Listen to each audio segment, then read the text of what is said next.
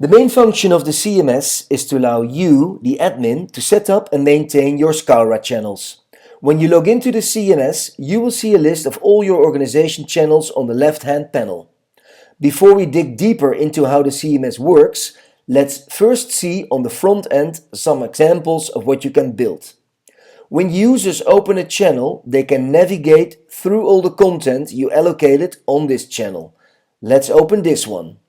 The first thing they see is a background with a video or images you added.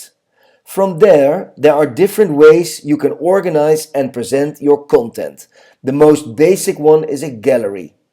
In a gallery, you can preview files or select them to be downloaded or shared.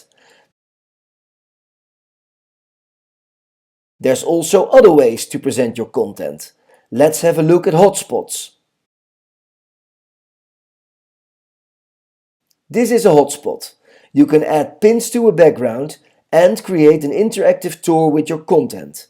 The good thing about hotspots is that you can add multiple content layers and it looks very professional.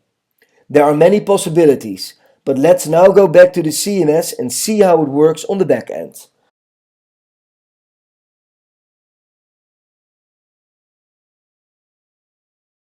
When you click on a channel, you will see it is structured as a tree. As you expand the elements of this tree, you can see the different content that is allocated on the channel.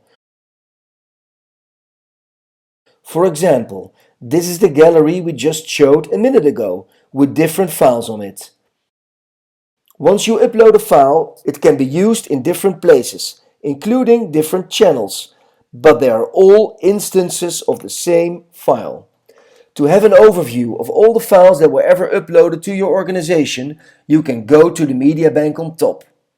It is important that you understand that the media bank is the central place to keep track of all your files. If you upload files directly to the tree, they are automatically displayed here. But you also have the option of first uploading files to your media bank and then later allocating them. When you select a file, you can actually see all the locations where it's being used.